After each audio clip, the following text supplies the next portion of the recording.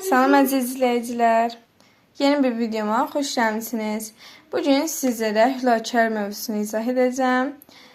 Yeni qeyd etmişəm mövcud olduğunu, kim yaratdığını, paytaxtlarını. Gəlin video. Deməli, hülakar yaranıb 1358-də, artıq məhv olub neçənci ildə? 1357-ci ildə. Kim yaradıb? Hülakü xan yaradıbdı. Paytaxtlar da ilk marağı olmuşdu. Sonra Təbriz, Sultaniyə, sonra yenidən sözünü diqqət etirək, ola bilsin düşdü də sal. Yenidən Təbriz olmuşdur sonra. İlk öncə hər hansı bir mövzunu oxuyarkən bu sual verin ki, dövlət niyə yaranıb? Məsələn, bunun yaranması məqsədi var. Bunun məqsədi, buna sən sual verərkən deyə bilərsən ki, Monqolların yürüşlərinin davamlı olaraq. Yəni, Monqollar çox yürüşüydü. Buna da Hülakü xan deyib ki, dövlət yaradım da, yəni. Yaratdığı dövlət öz adı ilə bağlı, yəni Hülakülər. Yəni, elə olur da. Məsələn, Eldəniz, Şəmsəddin Eldəniz, Eldənizə dövlətin yaradarkən öz adı ilə bağlı qoyub. Sadəcə olaraq ona Atabəylər deyirdilər. Gəlin danışım sizə Hülakü xandan. Deməli, indi başlayım. Nədən? Hülakü xandan. Hülakü xan 1356-cı ildə hakimiyyətdə olub, 1358-ci ildə. Bəs biz dedik axı, Hülakü dövləti 1358-də yaranıb. Bəs bu necə ola bilir ki, Hülakü xan gəlir 1300-ə? Bu, mən sizə bəxər dedim ki, bu dövlət, yəni Monqolların yürüşlərinin davamlı şəkil olduğu üçün bu dövlət yaranıb. Yəni, bundan qabaq da onsuz bu hakimiyyətdə olubdur. Yəni, buna şaşırmayın. Yəni, sual verməyin. Əcəb verirsə, sualınızı cavab verim, yəni. İndi başlayayım danışım. Deməli, 1358-ci ildə Hülakü xan Bağdadı tutur. Yəni, Hülakü xan Bağdadı tutur və Xanilər dövləti yaranır. Xanilər dövləti, yəni Hülakü xan yaradır da Xanilər dövlətini. Bu Hülakü, burada yəni iki əsas hökmdar var idi. Bunlar kim idi? Biri Hülakü idi, bir də ki, birinci Toğrul idi. Hülakü xan köçən Monqol, belə deyim, köçən Monqol əyanlarını arxalanaraq mərkəzləşdirilmiş dövlət yaradır. Burada hansı dövlət idi? Hülakülər dövləti və necə deyim? Hələ yəni paytaxtlarını dediyimizsə, sonra deyə bilərəm ki, Hülakülər dövləti və Qızıl Ordu dövləti olsa, Azərbaycanda 100 il, bunu diqqət etirim, 100 il, biraz bulanıq bir şey olmaz. 100 il yəni mübarizə getdi. Hülakü xan dövründə də Qızıl Ordu 1360-cı ildə Hülaküyə yürüş etmişdir. Qızıl Ordu Hülaküyə yürüş etmişdir. Hülakü xandan yəni bu qədər. İndi izah edəcəm Hülakünin ən güclü hökmdarına. Bu da kimdir? Qazan xan. İndi gəlin keçək Qazan xana. Bir də keçək Qazan xana. Buraya yazdım 1295-1304. Bir də ki, bunu diqqət etdim ki, bunlar yəni Hülakü dövləti normalde bütpərəstdirlər. Bunu da yəni normal bir geçim deyim. Qazan xan gəndə heç deyə bilərik ki, bunun 6 islahatı var idi. 6 islahatı var idi. Bunlar hansılar idi? Din islahatı idi, torpaq, vergi, məhkəmə, rabitə, ticarət. 6 islahat var idi. Necə sizə bir danışım. Yəni bunlar normalda sizə dedim ki, bütpərəst idilər. Amma ki, Qazan xan yəni din islahatını yəni nəyə qəbul edir? İslam dinini qəbul edir. Yəni bütpərəstliyi artıq ləğv edir. Amma normalda bütpərəstdirlər. Birinci yazım din, İslam dinini qəbul edir. Qəbul edir sözünü yazmıram. Yəni başa düşdünüz da. İkinci torpaq islahatına danışım. Deməli, torpaq islahatını deyə bilərəm ki, iqta torpağı paylayırdı. İqta nə deməkdir? İqta şərti torpaqdır. Niyə paylayırdılar? Əcəb belə bir sual yaran sözünüzdə deyə bilərsiniz ki, çünki hərbçilərin döyüş marağını artırmaq üçün. Hərbçilər döyüş edir ki, iqta torpaqlarını paylayırlar və yəni maraq artırdı. Yəni o dövrün məsələləridir. Yazım torpaq iqta. Üçüncünü deyim. Üçüncü vergi islahatı idi. Yəni normalda vergi islahatından çox belə danışmaq nə deyə bilərəm ki, növlər var idi, qanunlar var idi, şeylər var idi. Məsələn, deyə bilərəm ki, burada vergi verənlər siyahısı var idi. Sonra daha əsasən bir məlumat üçün deyə bilərəm ki, vergi toplanılırdı, 3 il müddətində hara verilirdi? İcarəyə verilirdi. Yəni vergiden bu qədər. Qavana plus deməyəcək. Dördüncü məhkəmə islahatıdır.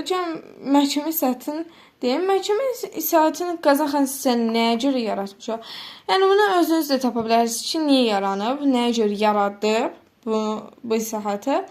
Yəni burada bunun əsasən bu islahatı keçirməkdən məqsədi o idi ki, yəni qanunsuzluqların qarşısını almaq. Qanunsuzluqların qarşısını almalıydı da, yəni ona görə də məhkəmə islahatı yaratmışdılar. Rabitə islahatına danışım. Prosim bir diqqət yetirim ki, deməli Qazanxan din islahatını yəni qəbul edərkən burada öz adını dəyişib Mahmud etmişdi. Yəni bunda normal qeyd kimi deyim. Qoyun marşinlə diqqət yetirim. Mahmud. Bunu diqqət edirdim. Dördüncü dedik ki, rabitə islahatı. Rabitə islahatı 2 il ərzində həyata keçən bir islahat idi. Niyə elə düşür? 2 il ərzində keçirilən bir islahat idi. Deməli, ölkədə vahid rabitə sistemi yaradılmışdır. Yəni bu qədər. Çox məlumat yoxdur. Sadəcə yazım rabitə. Beşinci də düzəltdim bunu. Belə baxdım 5-ci yox 6-cı təcərrüddir. Və baxın dedim mən hansını yazmamışam. Baxdım görüm məhkəmə yazmamışam. Danışdım normalda dedim də məlumat verdim amma yazmamışam. 6-cı ticarətdən danışım. Buna deyə bilərəm ki, vahid pul sistemi yaradıldı. Yəni bu qədər. İndi keçək kimin hakimiyyət dövrünə? Məhəmməd Olcaytunun hakimiyyətinə keçək. Bunun kitabdan da oxuya bilərsiniz 2 dənə əsasda. Yəni Qazanxan islahatlarını davam etdirmişdi. Bir də ki, mərkəzi hakimiyyəti daha da gücləndirmişdi. Bu 2 məlumat normal məlumatdır. Öncə deməyə ehtiyac yoxdur. Sadəcə kitabda var deyə dedim. Deyim nəyi? İndi yadıma düşdü. Deməli, bundan az məlumat var. Bir cümləlik məlumat var. Yəni deyə bilərəm ki, 12 yaşlı oğlu Əbu Səidi özü varis etmişdir. 12 yaşlı oğlunu, yəni Əbu Səidi öz varis etmişdir. Yəni elə bundan sonra da elə hakimiyyətdə kim olur? Elə Əbu Səid olur. Keçək Əbu Səidə. Əbu Səidə keçək. Əbu Səid 1316-cı ildə hakimiyyətə gəlib, 1335-ci ildə artıq gedib. Yəni son çobanilər gəlib, onlar danışacağım. Əbu Səiddən biraz çox məlumat verəcəm. Gəlin başlayaq. Deməli, Əbu Səid qısa bir nağıl kimi danışım sizə. Əsaslarda illəri yazacağım, çünki illər var. Deməli, Əbu Səid kiçik olduğu üçün Qızıl Ordunun yürüşünə çox məruz qaldı. Lakin bəzən uddu, bəzən uduzdu. İndi gəlin keçək 1328-ci ilə. 1328-ci ildə Əbu Səid özü güclənir və Əmir Çobanı öldürtdürür. Bax, belə deyim ki, normalda sırf balaca olduğu üçün Əmir Çoban ilə bir olub, yəni qızı orada məsələn məğlub edir. Yəni özü tək etmirdi. Və sonra 1328-ci artıq bu böyüyür axı. Bu böyüyəndən sonra da bu götür nə eləyir? Əmir Çobanı öldürtdürür. Yəni biri elədiyi işə bax da Əmir Çobanı öldürtdürür. Yazmıram artıq. Və hər zaman döyüşərək qələbə qazanır. 1335-ci ildə Qızıl Ordu hökmdarı Özbək xan Azərbaycan hücum edərək Kür çayına qədər irəliləsə də Əbu Səid onu məğlub edir. Təbriz yaxınlığında bu ikisi arasında döyüş olur və Özbək məğlub olur, geri qayıdır.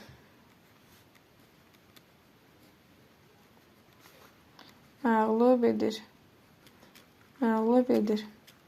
Video çəkən deyirəm də, ona görə yazmanın tam da ehtiyac yoxdur. Sonra lakin geri qayıdandan lakin 1316-cı ildə Əbu Səid Qarabağda öldürürlər. Əbu Səidi Qarabağda öldürürlər. Bu da necə olar? Yəni bunu da bilmirəm. 1316-cı ildə Əbu Səidi Qarabağda öldürürlər. İndi keçək çobanlar yenə qısa bir mövzu. Keçək. Keçik çobanlara. Deməli, çobanlar 1338-ci ildə hakimiyyətə gəlir, 1357-ci ildə artıq gedir. Yəni, burada da Elxanlar dövləti süqut edir. İndi sizə bunu danışacağım. Niyə süqut edir, kim süqut etdirir? Yəni, bunların hamısını danışacağım yəni. Çobanlardan ilk başlayıb 1344-cü ildə. 1344-cü ildə Təbriz ərazisində çobanlar qoşu üsyan baş verir. Bunda kim eləyir? Məlik Əşrəf. Deməli, Təbriz əhalisi 1357-ci ildə Qızıl Ordu Azərbaycan dəvət edir. Təbriz əhalisi 1357-ci ildə Qızıl Ordu Azərbaycan dəvət edir və burada Hülakü dövləti süqut edir. İndi gəlin danışım niyə Hülakü dövləti süqut edir. Hülakü dövlətini süqut etdirən, yəni 1357-ci ildə elə kim idi? Cani bəy idi. Bunun hamısını marşal edim. Cani bəy idi. Bu çox oxşadı. Sürüntüdəlim. Cani bəy süquta uğratmışdı. Deməli 1357-ci ildə Cani bəyin Azərbaycan yürüyüşü olmuşdu. Dedi axı dəvət edir Qızıl Orduya. Burada Cani bəy rəhbərlik edirdi Qızıl Orduya və deməli necə süqut edir? Cani bəy 1357-ci ildə Təbriz şəhərini tutur. Elxanlar dövlətini süqut edir. Elə mən qoy yazım bura. Hülakülər. Elxanilər. Yəni bu eyni şey demək. Yəni Hülakü dövlətini süqut etdi. Və Azərbaycan çobanlarının ağalına son qoydu. Bunların ağalına son qoydu. Sonra Cani bəy ölkədə hakimiyyəti ələ aldı. Azərbaycanda Qızıl Ordunun qısa müddəti hakimiyyəti quruldu. Məlik Əşrəf edam edildi. Çobanların Hülakü dövləti mühafizəsi uğrunda mübarizəyə son qoyuldu. Bu da sizə qısa bir məlumat. Bu da bizim qısa bir məlumatımız. Bir də bəyəndinizsə video bəyənməyi, abunə olmağı, yəni short videolarımızı izləyib abunə ola bilərsiniz, like ata bilərsiniz. Yəni əməyimə qarşılıqlı şəkildə diqqət yetirəkdə zəhmət olmasa. Sağ olun.